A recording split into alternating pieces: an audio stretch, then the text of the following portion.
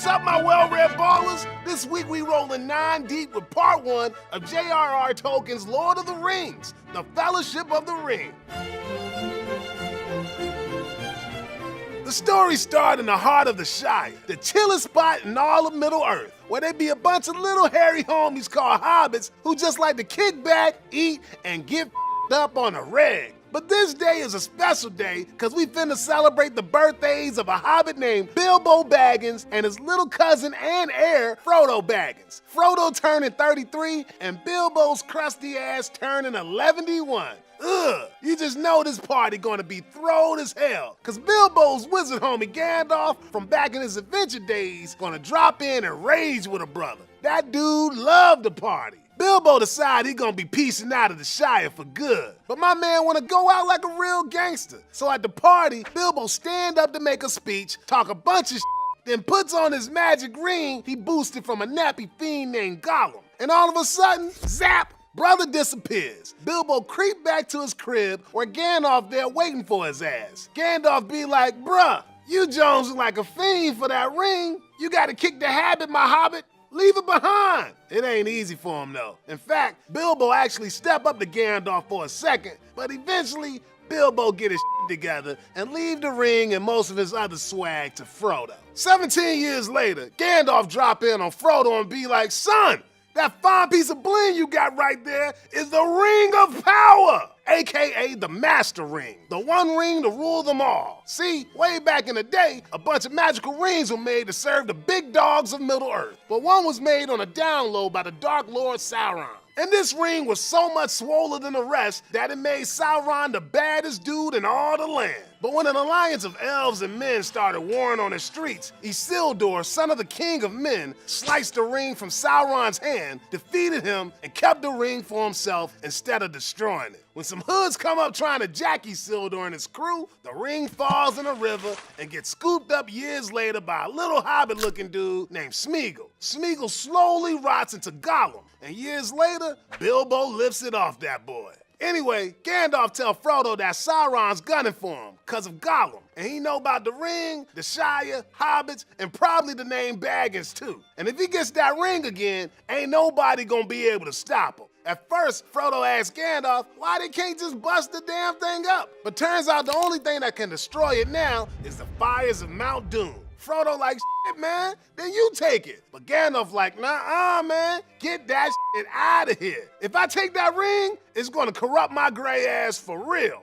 Frodo, you gotta bust ass over to Rivendell before the Dark Lord tear the Shire up looking for you. Apparently, Frodo's gardener Sam been lurking around the whole time listening in on their convo, so Gandalf decides Sam gotta go too. Eventually, Frodo, Sam, and some other hobbit homies named Merry and Pippin hit the road together, cause real G's roll 4 deep. On the way, they gotta duck the Nazgul, a crew of ghostly wraiths who trying to get their hands on that ring for Sauron. Later, Frodo's posse hit up a village called Bree where they crew up with Aragorn, a ranger who say he gonna act as the muscle on their way to Rivendell. They just cruising along when 5 of them Nazgul haters come by and one of them shanks Frodo. Aragorn like, yo, we gotta get Frodo's white ass to Rivendell before he turns into one of these assholes. Then 9 of these f***ers come out of nowhere, but with the help of some elf homies, they shake him off and make it to Rivendell.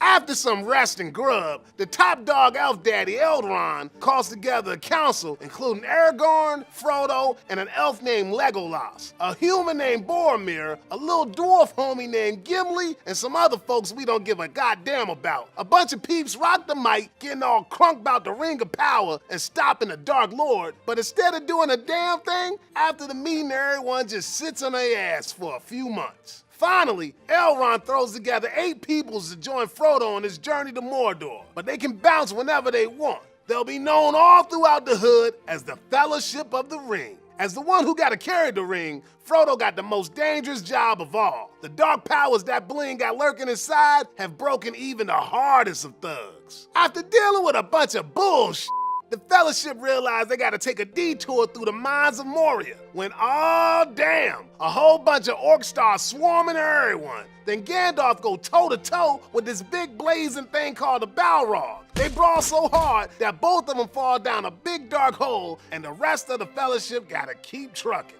After getting some choice words and swag gifts from the uptown elves of Lothlorien, Boromir gets all insane in the membrane and tries to gank the ring from Frodo. Boy gotta put on a ring just to get away from that hater. After that, Frodo realized he gotta roll solo to Mordor to make sure none of the other homies in the Fellowship get seduced by the ring's power. But Sam figures out what Frodo trying to do, joins him, and they start trucking. The Fellowship of the Ring is broken.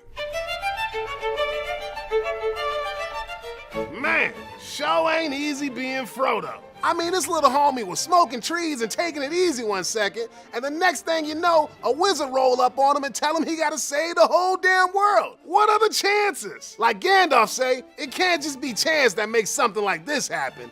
It's gotta be fate. There was something else at work, beyond any design of the ring maker. I can put it no plainer than by saying that Bilbo was meant to find the ring and not by its maker, in which case you also were meant to have it. Sometimes fate just rolls up and takes a big old right in your lap and you ain't got no choice but to just deal with it. And as much as Frodo wish he wasn't coming up in a time where they gotta fight the ultimate evil, Gandalf dropped some real talk on him. We may not be able to change what happened to us, but we can sure as hell decide how we gonna handle it. I wish it need not have happened in my time, said Frodo. So do I, said Gandalf, and so do all who live to see such times. But that is not for them to decide. All we have to decide is what to do with the time that is given us. Man, when life deal you such a raw hand, brother gotta be glad that he got friends to get his back. Merry, Pippin, and Sam are the realest boys a hobbit could ever want. Like Mary say on page 105, they're gonna help Frodo carry that burden like it was their own. Get high with my hobbits,